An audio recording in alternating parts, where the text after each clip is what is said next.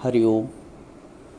हमने गुरु को लेकर, सतगुरु को लेकर बहुत कुछ जाना है, समझा है, सुना है कि गुरु कैसा होना चाहिए, पूर्ण गुरु कैसा होना चाहिए, गुरु कैसे उद्धार करता है, सच्चा गुरु कौन होता है, क्या लक्षण होते हैं। हमने गुरु की महिमा, गुरु को बहुत कुछ सुना है, समझा है अब तक।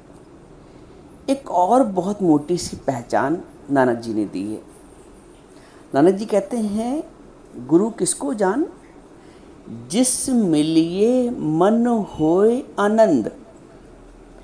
जिस मिलिए मन होए आनंद, सोई सतगुरु जान। जिसके मिलने से मन आनंदित हो जाता है, जिसके मिलने से रोया रोया खिल उठता है, जिस मिलिए मन होए आनंद, सोई सतगुरु जान। मैंने ऐसा सतगुरु पाया, मेरा रोम रोम खिल आया। मैंने ऐसा सतगुरु पाया, मेरा रोम रोम खिल आया रे, मेरा रोम रोम खिल आया। जब रोम रोम खिल जाए तब सोचना कि जीवन में गुरु का पदार्पण हुआ है। मात्र श्रवण करने से, सुनने मात्र से भला नहीं होता है। श्रवण करने के पश्चात स्वभाव परिवर्तित हो जाए। स्वभाव जो अप्रसन्नता का है वो प्रसन्नता वाला हो जाए। स्वभाव जो चुगली वाला था वो प्रशंसा वाला हो जाए। जो अपकीर्ति वाला था वो कीर्ति वाला हो जाए। स्वभाव जो टूका टाकी वाला था वो स्थिरता वाला हो जाए, शांत हो जाए। स्वभाव जो क्रोध वाला था वो शांति में परिवर्तित हो जाए। स्वभाव जो चिड़चिड़ करने वाला था वो आनंद में परिवर्तित हो जाए। तो जिस मिलिए मन होए आनंद, सोई सतगुरु जान। अब सब लोग अपने आप से ये एक प्रश्न करें, जो भी इस सत्संग को सुन रहा है, कि क्या मेरे जीवन में वो आनंद आ गया है जिसकी बात नानक जी कहते हैं, जिसकी बात भगवान कृष्ण कहते हैं।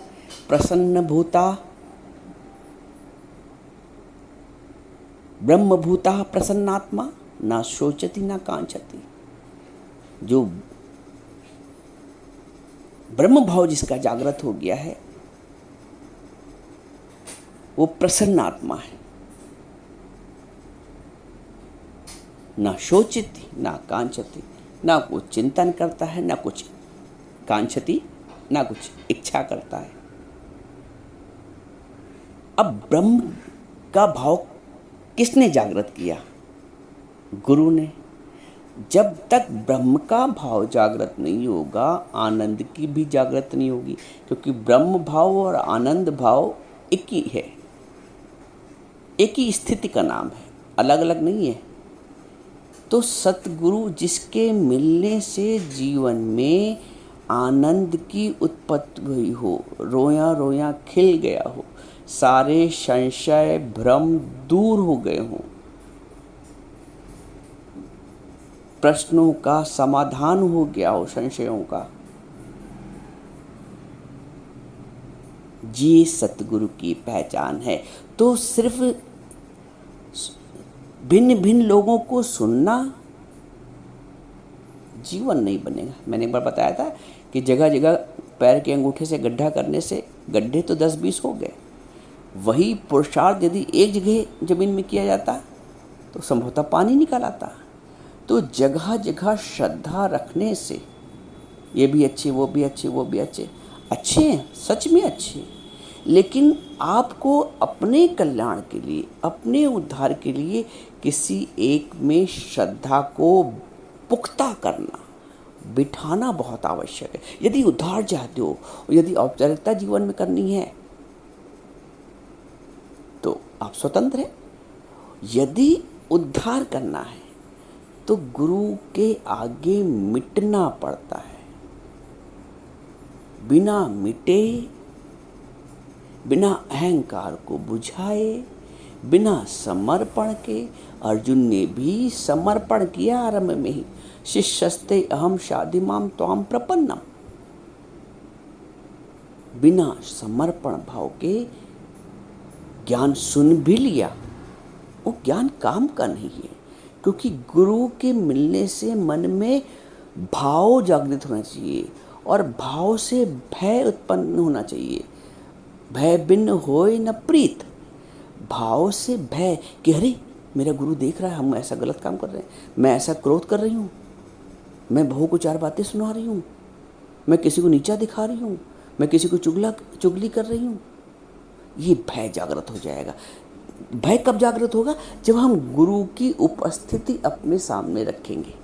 गुरु को हाजरा, हम लोगों ने क्या मोबाइल, गुरु भी मोबाइल वाले बना लिए, तो ज्ञान भी मोबाइल वाला हो जाता है। मोबाइल में क्या, चलने फिरने वाला मोबाइल है, तो ज्ञान भी चलने फिरने वाला ही हो जाता है मोबाइल। जब तक स्थिरता नहीं आएगी मन में, जब तक गुरु के आगे समर्पण का भाव नहीं होगा, जब तक हम गुरु से अपने संशय विषय निकालेंगे नहीं, जब तक हम गुरु को अपना समर्पण पूर्ण नहीं करेंगे, मन बुद्धि चित्त अहंकार का, गुरु भी क्या करेगा? आपको कुछ बनवाना होता है तो सोना सोनार को देते हो ना, वो गढ़ देता है, उसका तो काम ही है। तो गुरु का काम है गढ़ना। आप समर्पण तो करें, गुरु तो बैठा ही उद्धार के लिए। जग में आए हैं सतगुरु हमारे लिए, ज्ञान वर्षा हुई है हमारे लिए। जो वर्षा है ज्ञान की नित क्यों हो रही है? सिर्फ हमारे उद्धार के लिए। गुरु क्या चाहता है? और तो कुछ चाहता नहीं। कोई नमस्कार, कोई पूजा, कोई पाठ, कोई दान, कोई पुण्य, गुरु कुछ तो नहीं कराता है। सच्चा गुरु वो तुमसे नमस्कार की भी इच्छा नहीं करता है, तो और चीज़ तो बड़ी अलग की बात हो गई। दान पुण्य आश्रम फलाना धमाका। गुरु दातार भला, जो सिर्फ दे वो गुरु है। जो कुछ ले रहा है, हाँ गुरु लेता है, सच्चा गुरु तुम्हारे अहंकार को, तुम्हारे विकार को, और कुछ भी नहीं लेता है। गुरु ऐसा चाहिए जो कुछ न लेवे दान। फिर शिष्य ऐसा चाहिए जो अर्पे तन मन प्राण। इतना समर्पण, इतना अर्पण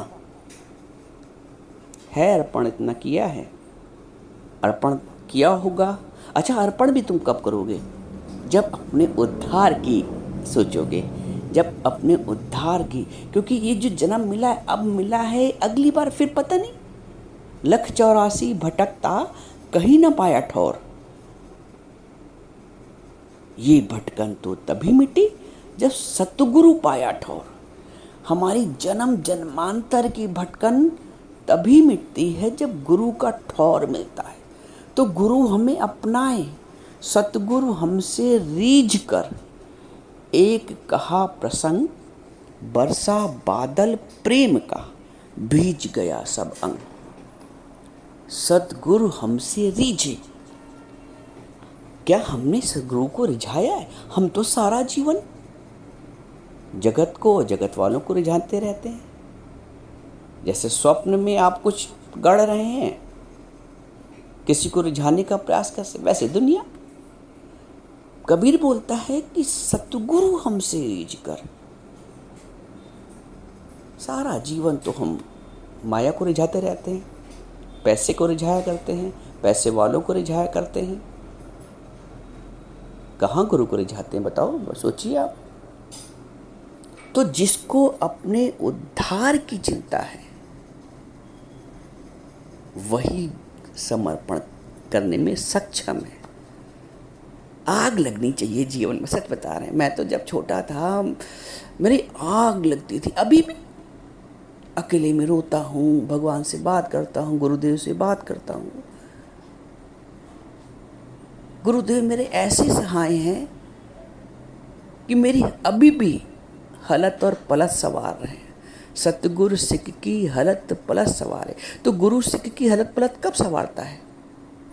जब शिष्य समर्पित होता है। आप एक बार सच्चे हृदय से समर्पण करिए तो देखिए आपकी हलत पलत कैसे नहीं संवारता। कौन कहता है कि दीदार नहीं होता है? आदमी खुद ही तलबगार नहीं होता है। तुम पुकारो तो सही हृदय से एक बार उसे, देखिए कैसे नहीं साकार हरि होता है। कौन कहता है कि दीदार नहीं होता है? आदमी खुद ही तलबगार नहीं होता। बनो तलबगार, अर्प गुरु को अपना जी, वचन गुरु के धो धोई पी।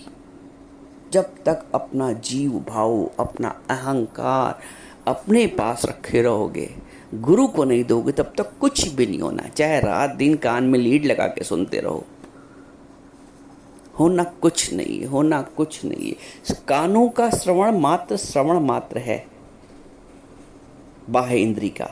जब वो अंतर मन ज्ञान उतर जाए उसको श्रवण कहते हैं। जब वो ज्ञान अंतर मन उतर जाए वो श्रवण है। कानों का सुनना लीड लगा के और इधर उधर चैनल बदल बदल के वो कोई सुनना नहीं है, वो कोई श्रवण नहीं है। जहाँ समर्पण है वहाँ भाव है, जहाँ भाव है वहाँ प्रभाव है। गुरु की वाणी का प्रभाव वही है जहाँ तुम्हारा भाव है। तो अभी चेक करो सब लोग अपने जीवन में, क्या मेरे जीवन में वाकई में आनंद आया, वास्तविक आत्मिक आनंद आया है? क्या मैं उछलने लगा हूँ, कूदने लगा हूँ, मेरा रोम हर्षित हो गया है? आजकल पाँव जमीन पर नहीं पड़ते मेरे। लगता है आपको कि आपकी जमीन पर पैर नहीं पड़ रहे हैं? इतनी प्रसन्नता आ गई है। एक सांसारिक प्यार में लोग ऐसा गाना बना देते हैं, तो क्या मैं एक सच्चे प्यार में ऐसा भाव नहीं व्यक्त कर सकता हूं कि आजकल पाँव जमीन पर नहीं पड़ते मेरे? अनुभूति, जब तक ये अनुभूति नहीं आएगी तब तक उद्धार नहीं है। रोज अपने संशयों को निकालो, अपने प्रश्नों को पूछो, अपने उद्धार में जुट जाओ। संसार का उद्धार कल्याण तो बहुत तुमने कर दिया है, हुआ कुछ नहीं, सब वही के वही है। अब अपनी कुछ जो भी बहुत गई थोड़ी बची, थोड़ी भी अब जाए। जो बहुत गई थोड़ी बची, थोड़ी भी अब जा रही है। तो जो भी बची है उसमें अपना उद्धार करो। अपने प्रश्न, अपने संशय निकाल के अपने भ्रम दूर करो। जीवन में कुछ बचे ही नहीं फिर करने को, पूछने को, सोचने को, चिंता करने को। इतना समाधानता मिल जाती। जब मैं छोटा था, आज से करीब 35-38 साल पहले, एक भजन लिखा था गुरु की प्राप्ति पे, जो अनुभूति हुई आपको सुनाते हैं।